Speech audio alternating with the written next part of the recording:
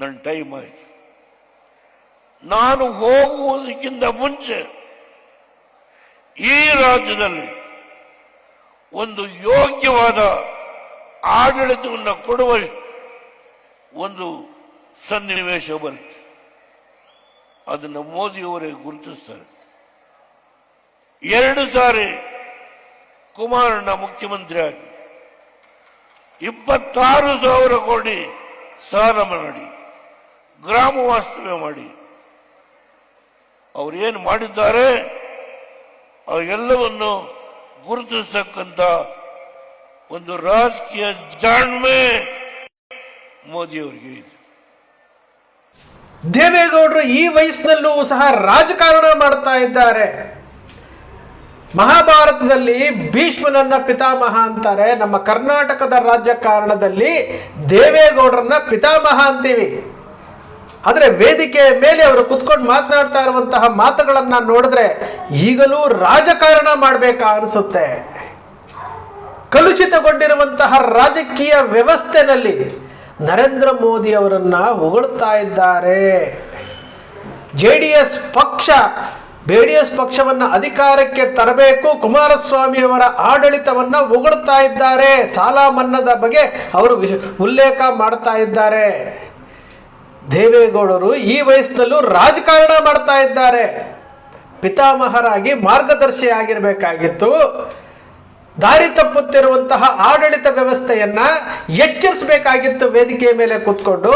ಆದರೆ ದೇವೇಗೌಡರು ರಾಜಕೀಯ ಮಾಡ್ತಾ ಇದ್ದಾರೆ. ನರೇಂದ್ರ ಮೋದಿ ಅವರನ್ನ ಹೊಗಳ್ತಾ ಇದ್ದಾರೆ. ಇದೇ ದೇವೇಗೌಡರು ನರೇಂದ್ರ ಮೋದಿ ಅವರನ್ನ ಯಾವ ರೀತಿ ಹೀಯಾಳಿಸಿದ್ರು. ನರೇಂದ್ರ ಮೋದಿ ಅವರು ಪ್ರಧಾನಮಂತ್ರಿ ಆದರೆ ದೇಶ ಬಿಟ್ಟು ಹೋಗ್ತೀನಿ ಅಂತ ಹೇಳಿದ್ರು. ಅದಾದ ನಂತರ ಯಾವ್ಯಾವ ವಿಚಾರದಲ್ಲಿ ಏನೇನು ಮಾತನಾಡಿದ್ರು. ಇವತ್ತು ನರೇಂದ್ರ ಮೋದಿ ಅವರನ್ನ ಹೊಗಳ್ತಾ ಇದ್ದಾರೆ, ರಾಜಕಾರಣ ಮಾಡ್ತಾ ಇದ್ದಾರೆ. ಯಾಕೆ ಅಂದರೆ JDS ಪಕ್ಷವನ್ನ ಕರ್ನಾಟಕದ ಅಸ್ತಿತ್ವವನ್ನು ಉಳಿಸ್ಕೊಳ್ಳೋದಕ್ಕೋಸ್ಕರವಾಗಿ JDS ಪಕ್ಷ ಮತ್ತೊಮ್ಮೆ ಅಧಿಕಾರಕ್ಕೆ ತರೋದಕ್ಕೋಸ್ಕರವಾಗಿ ಈಗಿನಿಂದಲೇ ಈ ವಯಸ್ಸಿನಲ್ಲೂ ರಾಜಕಾರಣ ಮಾಡ್ತಾ ಇದ್ದಾರೆ ಸ್ವಾಮಿ.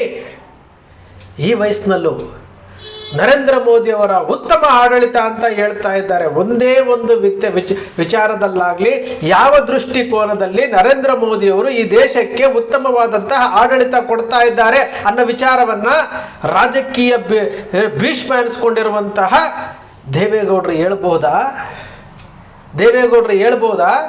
ತನ್ನ JDS ಪಕ್ಷಕ್ಕೆ 3 ಸ್ಥಾನಗಳನ್ನು ಕೊಟ್ಟು 2 MP ತಕ್ಷಣ BJP ಪಕ್ಷವನ್ನು ನರೇಂದ್ರ ಮೋದಿ ಅವರನ್ನ ಹೊಗಳ್ಬೇಕಾ? ಟೀಕೆ ಮಾಡಬೇಕಾಗಿತ್ತಂಥದ್ದು, ತಪ್ಪು ದಾರಿಗೆ ಹೋಗ್ತಾ ಇರುವಂಥದ್ದನ್ನ ಪ್ರಶ್ನೆ ಮಾಡಬೇಕಾಗಿರುವುದು ದೇವೇಗೌಡರು ಅಲ್ವೇನ್ರಿ? ಈ ವಯಸ್ಸಿನಲ್ಲೂ ರಾಜಕಾರಣ ಮಾಡಬೇಕಾ? ಈಗೂ ರಾಜಕಾರಣ ಮಾಡಬೇಕಾ? ಇವರೇ ಬಾಯಿ ತೆಗಿಲಿಲ್ಲ ಅಂತಂದರೆ ಬೇರೆ ಯಾರೇ ಬಾಯಿ ತೆಗಿತಾರೆ? ದೇಶದ ವಿದೇಶಿ ಸಾಲ ಇವತ್ತು 220 ಲಕ್ಷ ಕೋಟಿಗೆ ಹೋಗಿದೆ. ನಿರುದ್ಯೋಗ ತಾಂಡವ ಆಡ್ತಾ ಇದೆ. ಇವರಿಗೆ ಇಷ್ಟ ಬಂದಾಗೆ ದೇಶವನ್ನ ಆಳ್ತಾ ಇದ್ದಾರೆ. ಇವತ್ತೇನು ಕ್ಷೇತ್ರ ಪುನರ್ವಿಂಗಡಣೆ ಹೆಸರಿನಲ್ಲಿ ದ್ರಾವಿಡ ರಾಜ್ಯಗಳಿಗೆ ಅನ್ಯಾಯ ಮಾಡ್ತಾ ಇದ್ದಾರೆ, ಬಾಯಿ ತೆಗೆಯೋದಿಲ್ಲ. ಉತ್ತರ ಭಾರತದವರು ತಿಂದು ಉಡಾಯಿಸ್ತಾ ಇದ್ದಾರೆ, ಅದರ ಬಗ್ಗೆ ಬಾಯಿ ತೆಗೆಯೋದಿಲ್ಲ. ಡಾಲರ್ನ ಬೆಲೆ 95 ರೂಪಾಯಿ ದಾಟಿ ಹೋಗಿದೆ, ಬಾಯಿ ತೆಗೆಯೋದಿಲ್ಲ. ಈಗ ಚುನಾವಣೆ ಆದ ನಂತರ ಬೆಲೆ ಏರಿಸ್ತಾರೆ, ನೋಡ್ತಾ ಇರಬೇಕಾದ್ರೆ. ಏನ್ರಿ ಇದು ರಾಜಕಾರಣ? ಇದೇ ದೇವೇಗೌಡರು ಕುಮಾರಸ್ವಾಮಿ ಅವರು 20 ತಿಂಗಳು ಮುಖ್ಯಮಂತ್ರಿಯಾಗಿ 25 ತಿಂಗಳಿಗೆ ಧರ್ಮಸಿಂಗ್ ಸರ್ಕಾರ ಬೆಳೆಸಿದಾಗ ಇದೇ ದೇವೇಗೌಡರು ಯಾವ ರೀತಿ ಸ್ಟೇಟ್ಮೆಂಟ್ಗಳನ್ನು ಕೊಟ್ಟಿದ್ರು. ಇದೇ ದೇವೇಗೌಡರು ಯಾವ್ಯಾವ ರೀತಿ ಸ್ಟೇಟ್ಮೆಂಟ್ ಅನ್ನ ಕೊಟ್ಟಿದ್ರು. ಅದೇ ದೇವೇಗೌಡರು ಮಗ ಮುಖ್ಯಮಂತ್ರಿ ಆಗಿದ ತಕ್ಷಣ ಯಾವ ರೀತಿ ಬದಲಾವಣೆ ಆಗ್ತಾ ಬಂದ್ರು. ಇದೇನ ಮಾರ್ಗದರ್ಶಕರು? ಇದನ್ನೇ ಮಾರ್ಗದರ್ಶನ ಅಂತ ಹೇಳುವಂಥದ್ದು. ಮಾರ್ಗದರ್ಶಕರು ಆಗಿರುವಂಥವರು ರಾಜಕೀಯ ವ್ಯವಸ್ಥೆಯಲ್ಲಿ ತಪ್ಪುತ್ತಿರುವಂತಹ ಅಳಿಯನ್ನ ಸರಿಪಡಿಸೋದಕ್ಕೆ, ಚಾಟಿ ಬೀಸೋದಕ್ಕೆ ಒಂದು ಹೆಜ್ಜೆ ಮುಂದೆ ಇರಬೇಕಾಗಿತ್ತು. ದೇವೇಗೌಡರು ಈ ವಯಸ್ಸಿನಲ್ಲೂ ವೇದಿಕೆ ಮೇಲೆ ಕೂತ್ಕೊಂಡು ರಾಜಕಾರಣ ಮಾಡ್ತಾ ಇದ್ದಾರೆ. ಬೇಸರ ಆಗುತ್ತೆ ರೀ, ಖಂಡಿತವಾಗ್ಲೂ ಬೇಸರ ಆಗುತ್ತೆ. ಈ ರಾಜ್ಯದ ರಾಜಕೀಯ ವ್ಯವಸ್ಥೆ ಯಾವ ರೀತಿ ಹಾಳಾಗ್ತಾ ಇದೆ, ದೇಶದ ರಾಜಕೀಯ ವ್ಯವಸ್ಥೆ ಯಾವ ರೀತಿ ಹಾಳಾಗ್ತಾ ಇದೆ. ಡಿಮಾನಿಟೈಸೇಷನ್ನಲ್ಲಿ ಲೋಪ ಆಗಿರುವಂಥದ್ದು, ಇವತ್ತೇನು PM ಕೇರ್ನಲ್ಲಿ ಮೋಸ ಆಗಿರುವಂಥದ್ದು, PM ಕೇರ್ನಲ್ಲಿ ಸಾವಿರಾರು ಕೋಟಿ ರೂಪಾಯಿ, ಲಕ್ಷಾಂತರ ಕೋಟಿ ರೂಪಾಯಿ ಮೋಸ ಆಗಿರುವಂಥದ್ದು.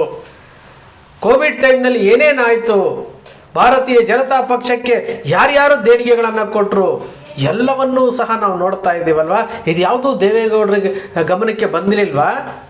ವೇದಿಕೆಯ ಮೇಲೆ ಕುತ್ಕೊಂಡು ನರೇಂದ್ರ ಮೋದಿಯವರನ್ನು ಇವರು ಹೊಗಳ್ತಾರೆ, ತಮ್ಮ ಮಗನನ್ನು ಹೊಗಳ್ತಾರೆ, ತಮ್ಮ ಪಕ್ಷವನ್ನು ಅಧಿಕಾರಕ್ಕೆ ತರಬೇಕು ಅಂತಾರೆ. ಯಾವುದ್ರಿ ಇದು? ಯಾವುದು? ಅವ್ರು ಹೇಳಿದಕ್ಕೆ ಚಪ್ಪಾಳೆ ತಟ್ಟಬೇಕಾ? ವ್ಯವಸ್ಥೆಯನ್ನು ಹಾಳು ಮಾಡ್ತಾ ಇದ್ದೀರಲ್ಲ, ವ್ಯವಸ್ಥೆಯನ್ನು ಹಾಳು ಮಾಡ್ತಾ ಇರುವಂಥವ್ರು ಪ್ರಧಾನಮಂತ್ರಿಗಳೇ, ನೀವು ಮಾಡ್ತಾ ಇರುವಂಥದ್ದು ತಪ್ಪು, ನಿಮ್ಮ ಆಡಳಿತ ಸರಿ ಇಲ್ಲ. ಒಂದೇ ಒಂದು ವಿಚಾರ, ಒಂದೇ ಒಂದು ಯಾರಾದರೂ ಹೇಳ್ಬೋದು, ನರೇಂದ್ರ ಮೋದಿಯವರು ಅಧಿಕಾರಕ್ಕೆ ಬಂದು 2014ರಿಂದ 2016 ಒಟ್ಟು 12 ವರ್ಷಗಳು ಪೂರೈಸಿದಾರಲ್ಲ.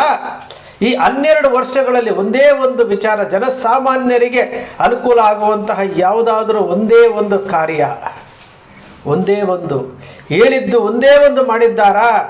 ಖಂಡಿತ ಮಾಡಿಲ್ಲ.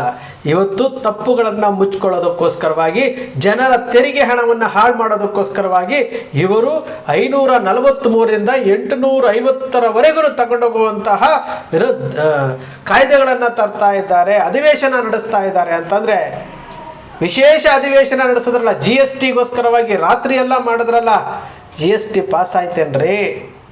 ಬೆಲೆ ಏರಿಕೆ ಏನಾದರೂ ಕಡಿಮೆ ಆಯಿತಾ? ಕಳ್ಳತನದ ವ್ಯಾಪಾರ ಏನಾದರೂ ಕಡಿಮೆ ಆಯಿತಾ? ಏನೂ ಆಗಲಿಲ್ಲ, ಯಾವುದೂ ಆಗಲಿಲ್ಲ.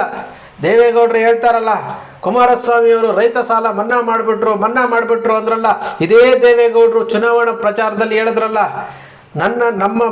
ಇನ್ನೊಂದು ಬಾರಿ ನಮ್ಮನ್ನು ಅಧಿಕಾರಕ್ಕೆ ತೆಗೆದುಕೊಂಡು ಬನ್ನಿ, ಮೊದಲನೇ ಕ್ಯಾಬಿನೆಟ್ನಲ್ಲಿ ರೈತರ ಸಾಲ ಮನ್ನಾ ಮಾಡ್ತೀನಿ ಅಂತ ಹೇಳಿದ್ದಂತಹ ನರೇಂದ್ರ ಮೋದಿ ಅವರನ್ನ ಪ್ರಧಾನಮಂತ್ರಿ ಆಗಿದ್ದಂತಹ ದೇವೇಗೌಡರು ವೇದಿಕೆ ಮೇಲೆ ಇದ್ರಲ್ಲ, ಯಾಕ್ರಿ ಕೇಳಲಿಲ್ಲ?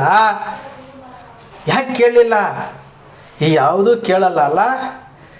ಎಂತೆಂತಹ ರಾಜಕಾರಣಿಗಳು ಈ ವಯಸ್ಸಿನಲ್ಲೂ ರಾಜಕಾರಣ ಮಾಡ್ತಾ ಇದ್ದಾರೆ. ಅಂದರೆ ದೇಶ ಮೊದಲು ಅಂತ ನಾವು ಬಾಯಿ ಬಡ್ಕೊಳ್ತಾ ಇದ್ದೇವೆ. ದೇಶ ಮೊದಲು ಅಂತ ಹೇಳ್ಬಿಟ್ಟು ನರೇಂದ್ರ ಮೋದಿ ಅವರು ಪ್ರಧಾನಮಂತ್ರಿ ಆದರು.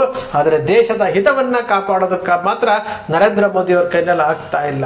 ಸುಳ್ಳುಗಳನ್ನು ಹೇಳ್ತಾ ಇದ್ದಾರೆ, ದಾರಿ ತಪ್ಪಿಸುವಂಥದ್ದು ಹೇಳ್ತಾ ಇದ್ದಾರೆ, ಭಾವನೆಗಳನ್ನು ಬಿತ್ತಾ ಇದ್ದಾರೆ. ಎಲ್ಲವನ್ನು ಮಾಡಿ ಜನರನ್ನು ಮೂರ್ಖರನ್ನಾಗಿ ಮಾಡಿ ಅಧಿಕಾರಕ್ಕೋಸ್ಕರವಾಗಿ ಇಷ್ಟೆಲ್ಲ ಆಟ ಆಡಬೇಕಾ?